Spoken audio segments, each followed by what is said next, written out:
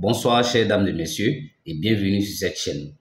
Vous n'allez pas croire un seul instant, le sociologue Zé Belinga, qui a été le seul Africain, pour ne pas dire le seul Noir à avoir été invité à cette assemblée qui devait parler du franc CFA. Le seul, je dis bien le seul, et pas un seul pays qui utilise le franc CFA n'a été représenté à cette assemblée-là pour discuter du franc CFA.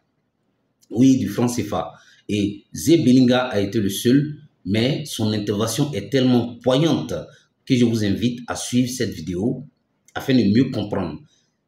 La France elle-même ne peut plus toucher au franc CFA. La France ne peut plus toucher au franc CFA depuis 1998. Nous comprenons maintenant les raisons pour lesquelles Emmanuel Macron a insisté à ce que l'ECO garde les mêmes principes que le franc CFA. L'écho de Macron, bien sûr, quand il est venu annoncer à Abidjan avec Alassane Ouattara, eh bien, cet écho-là doit garder les mêmes principes que le franc CFA. C'est parce que la France ne peut pas toucher au franc CFA à modifier le système sans pour autant prévenir l'Union européenne, l'Union monétaire européenne. Je vous invite à suivre cette vidéo. Elle est tellement édifiante avec l'intervention, bien sûr, de notre cher Zé Belinga.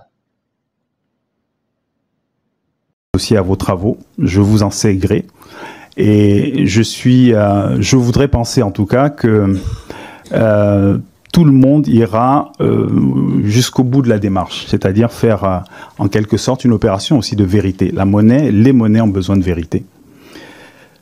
Si nous sommes aujourd'hui devant une commission parlementaire qui est les affaires étrangères, c'est bien que la perception française aujourd'hui, c'est que cette monnaie n'est pas qu'une monnaie africaine, sinon on n'en déciderait pas au Parlement français.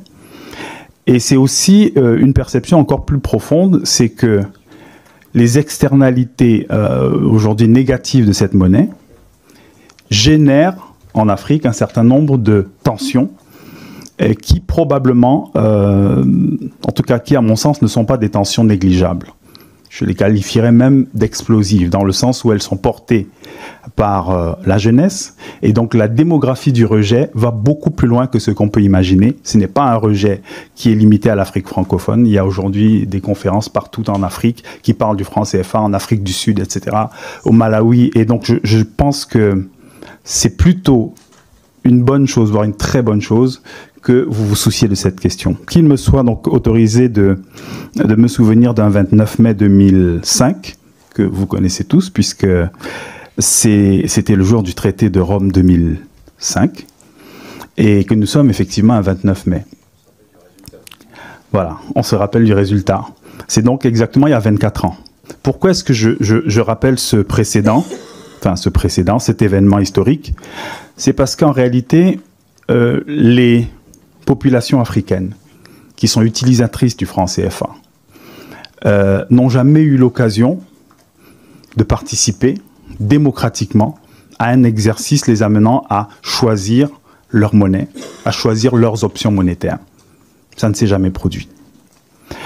Avec d'ailleurs ce paradoxe énorme que vous apprécierez, c'est que pour changer le nom de cette monnaie qui est dite africaine, il a fallu que le Parlement français se prononce, et le Parlement français s'est prononcé sous le regard de l'Union européenne, c'est-à-dire en respectant les avis de conformité de l'Union européenne, mais jamais aucun Parlement africain ne s'est prononcé. Ça veut dire qu'en gros, l'écho, s'il avait existé ou s'il était amené à exister, pourrait exister par des décisions de Parlement européen ou du Parlement français, approuvées par l'Union européenne, sans avoir à requérir l'avis des parlementaires, ne serait-ce que vos collègues africains. Je pense que c'est quand même une question à laquelle vous pourriez aussi, en tant que parlementaire et représentant du peuple, vous pourrez vous poser aussi quelques questions. Ce que je souhaite mettre en avant ici, et mon accroche va dans ce sens-là, c'est le fait que la monnaie va au-delà de la question purement économique, de la question du lien, disons, de la tenue d'un taux de change qui serait à l'équilibre ou pas à l'équilibre, etc. La monnaie va bien au-delà de cela. Et même l'économie va au-delà de ça. Aujourd'hui, une des monnaies qui maintient son niveau par rapport au dollar, c'est le kwacha de la Zambie. Et pourtant, l'économie zambienne va très mal. Mais leur monnaie réussit à se maintenir à un niveau élevé parce qu'ils ont suffisamment de réserves pour maintenir leur monnaie à un haut niveau. Mais ça ne veut pas dire grand-chose sur la vitalité de leur économie actuellement. C'est pour ça qu'il faudrait, à mon sens, je suis plus pour une approche plus institutionnaliste, plus multifactorielle de la monnaie. La perception qui apparaît à nombre d'Africains sur la question du franc CFA, elle est effectivement historique. Mais il ne s'agit pas d'un péché originel. J'apprécie l'expression, et je remercie Bruno Cabriac d'en avoir parlé. Il s'agit d'une constitution. Ce n'est pas un péché qui se serait produit à un moment donné, mais c'est une forme de génétique de la zone. Elle est constituée avec un certain nombre de principes qui sont des principes de la colonie. Ces principes, quand on dit que ce sont des principes de la colonie, ce n'est pas une agression verbale. C'est un fait d'abord historique, mais c'est aussi une rationalité. C'est-à-dire que vous avez un empire, vous voulez donner un visage à votre empire, et qu'est-ce que vous faites ? Entre autres, il y a des frontières, il y a des signes monétaires qui vont se distribuer au sein de l'empire. Il y a une banque qui va réguler la circulation monétaire, aussi bien en métropole que dans les colonies. Donc en réalité, les 4 principes cardinaux, à savoir la centralisation des réserves, l'arrimage fixe à un taux de change, etc., la libre transférabilité des fonds, des capitaux, ce sont des principes qui sont des principes naturels à un empire et qui sont naturels à une colonie. Et ces principes sont aujourd'hui encore fonctionnels. Ce qui, évidemment, pour les Africains, entretient l'idée d'une colonialité monétaire. C'est-à-dire qu'on est passé d'une situation de colonie à une situation indépendante, mais avec les mêmes principes que les principes de la colonie. D'autant plus qu'il n'y a pas eu réellement de sollicitation des parlementaires, des peuples, etc., pour approuver ces passages-là. On est arrivé même à un énorme paradoxe aujourd'hui. C'est-à-dire qu'on a, en quelque sorte, perdu des degrés de liberté du point de vue africain dans le passage à l'euro. Si vous lisez la décision du Conseil du 23 novembre 1998, que je recommande toujours, dans cette décision, l'Union européenne dit clairement à la France, je suis d'accord avec les unions monétaires que vous garantissez, entre guillemets, mais à une condition. Vous ne pouvez faire aucune modification substantielle sans que 3 services au moins de l'Union européenne non seulement soient d'accord, mais valident, soient tenus informés régulièrement de l'évolution de ces accords. Donc les Africains passent d'une situation où ils avaient ce qu'on appelle une tutelle monétaire vis-à-vis de la France, à une double tutelle, puisque désormais l'Union européenne peut, si elle le souhaite, intervenir sur cet accord en estimant que pour X, Y raison, il ne convient pas aux politiques européennes. Même si c'est hypothétique, c'est quand même statutaire.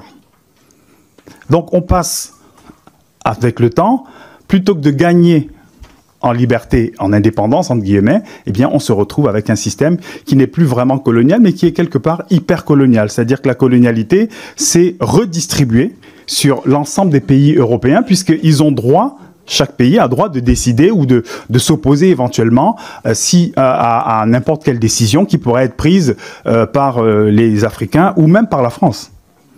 Et il faut préciser que cette décision du Conseil européen s'adresse à la France.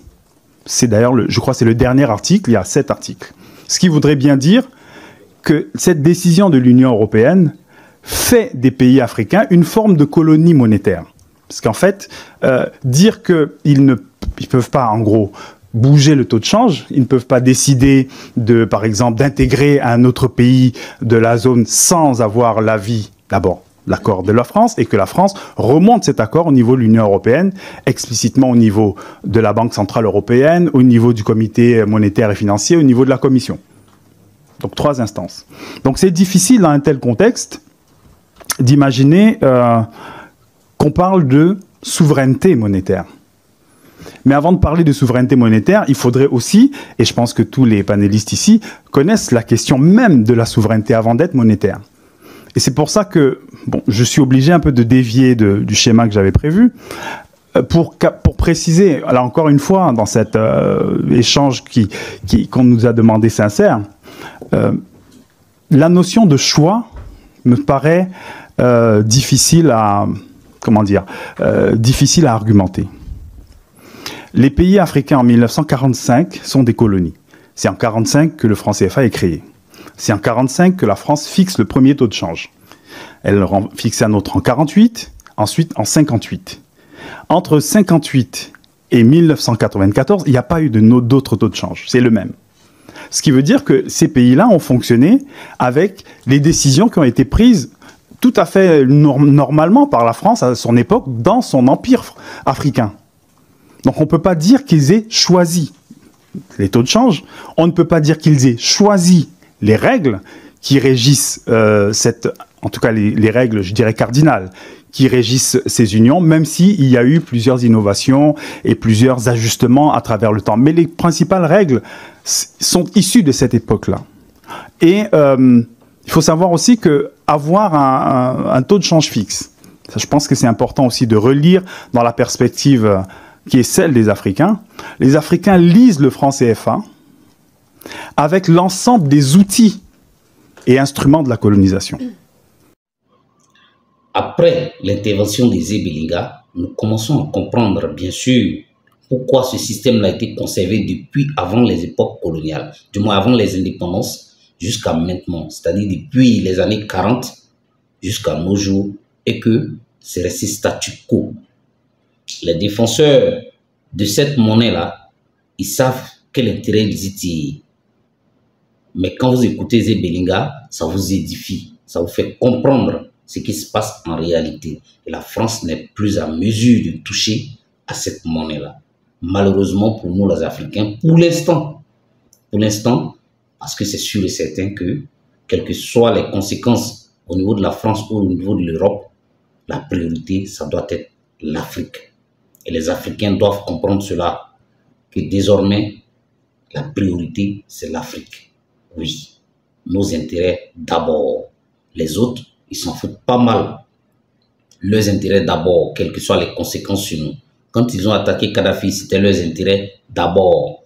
Aujourd'hui, on voit les conséquences dans le Sahel. Eh bien, nos intérêts d'abord. Merci, chers Africains, d'avoir suivi la vidéo et à la prochaine.